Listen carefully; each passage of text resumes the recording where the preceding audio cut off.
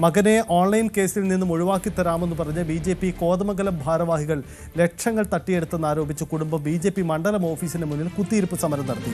നഷ്ടമായ പണം തിരികെ കിട്ടുന്നതുവരെ കുത്തിയിരിക്കാൻ തയ്യാറെടുത്തുവന്ന ചേലാട് സ്വദേശി ജോർജ്, ഭാര്യ എന്നിവരെ കോതമംഗലം പോലീസ് അനുനയിപ്പിച്ച് പിന്നീട് സ്റ്റേഷനിലേക്ക് കൊണ്ടുപോയി.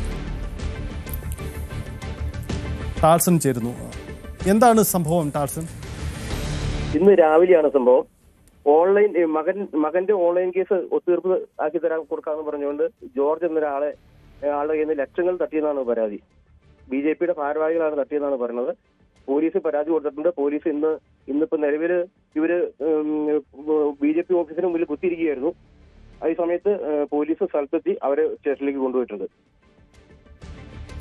BJP ഓഫീസിന് മുന്നിൽ മകന്റെ ഓൺലൈൻ കേസ് ഒത്തുതീർപ്പാക്കാമെന്ന് പറഞ്ഞ് പണം വാങ്ങിയെന്ന് ആക്ഷേപിച്ചുകൊണ്ടാണ് ഒരു ദമ്പതിമാർ സമരവുമായി എത്തിയത്.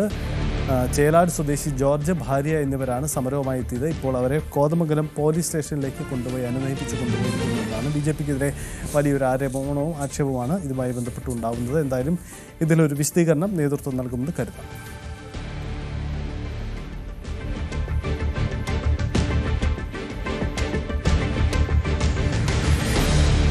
കോതമംഗലം BJP നേതൃത്വത്തിനെതിരെയാണ് ഒരു സമരമുണ്ടാകുന്നത്. ഓൺലൈൻ കേസിൽ മകനെതിരായ ഓൺലൈൻ കേസ് ഒത്തുതീർപ്പാക്കി തരാമെന്ന് പറഞ്ഞ് അവിടെ BJP ഭാരവാഹികൾ പണം വാങ്ങി. ഇതാണ് ആക്ഷേപമായിട്ട് വന്നിരിക്കുന്നതാണ് കുടുംബം.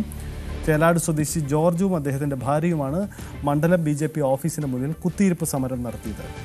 സമരം നടത്തിയ പ്രവർത്തകരെ പിന്നീട് പോലീസ് എത്തി അവരെ അനുനയിപ്പിച്ചുകൊണ്ട് ഇപ്പോൾ പോലീസ് സ്റ്റേഷനിലേക്ക് കൊണ്ടുപോയിരിക്കുകയാണ്. എന്തായാലും ഓൺലൈൻ കേസ് ഒത്തുതീർപ്പാക്കുന്നതിന് പിന്നിലും പ്രാദേശിക BJP നേതൃത്വം ഇടപെട്ടോ എന്ന വലിയ ആക്ഷേപമാണ് ഉയരുന്നത്.